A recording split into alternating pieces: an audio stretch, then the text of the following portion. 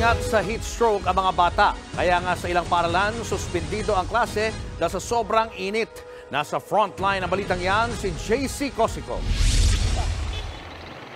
Nakapanlalagkit na 46 degrees Celsius. Ganyan kainit ang naramdaman ng mga taga-Giwan Eastern Samar kahapon base sa naitalang heat index ng Pag-asa. Sinundan niya na 42 degrees Celsius sa Cotabato City sa Maguindanao at Catarman, Northern Samar. Sa gantong temperatura, posible ang heat stroke.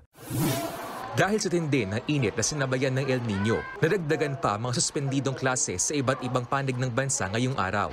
Walang face-to-face classes sa lahat ng antas, pampubliko o pribado sa Pasay City ngayong Miyerkules. Gayon din sa Angeles City, Bacolor, San Fernando City at Mabalacat City sa Pampanga, pati na sa San Jose, Tarlac.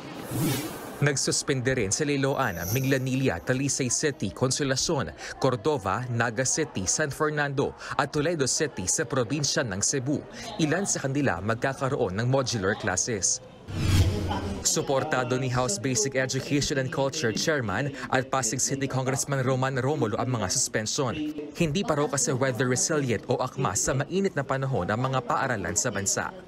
At lumalabas talaga na sa ngayon, ito talaga yung siguro mas makakatulong para tuloy-tuloy rin yung pag-aaral at yung mental wellness. Yung combination ng ay mapangalagaan natin. At kahit mga street vendor, iniinda rin ang tumitinding init. Si Violi, hindi lang isa, dalawa, kundi 3 payong na ang gamit sa pagbebenta ng prutas. Ito, dinadagdagan yung payong po. Para medyo malilim yung pagtitinda.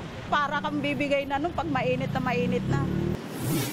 Doble init naman ang iniinda ni Gary na babad sa pagpiprito ng street food. Sakit talaga sa ulo. Masakit sobra. Titigil mo muna magluluto. Ganon, para hindi masakit yung ulo mo. So, inuman ko na lang ng tubig. Stroke kasi yung kalaban natin. Nauna nang sinabi na Pag-asa na posibleng magtagal pa ang mainit na panahon hanggang Mayo. Kaya babala ng Department of Health ngayong tag-init, mataas ang tsansa ng heat stroke. Pati mga bata pwede ring tamaan. Yung temperatura natin ay lumalampas para kang may lagnat at ang problema kasi hindi siya maka-cool down. Dahil mainit ang paligid, hindi natin mailabas yung init ng katawan natin. Kaya tayo ay natutuyuan, nadidehydrate at nawawalan ng malay. Sakaling makaranas nito, makakatulong ang pagpupunas ng malamig o pagpapahid ng yelo sa kilikili o singit ng pasyente. Kung di naman mawala ng malay ang na-heat stroke, pwede siyang paliguan. Babala ng DOH, pwedeng ikamatay ang heat stroke kung hindi maaagapan.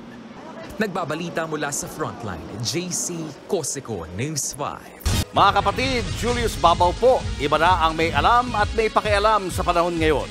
Para sa Frontline ng mga balita, mag-follow at mag-subscribe sa social media pages ng News 5.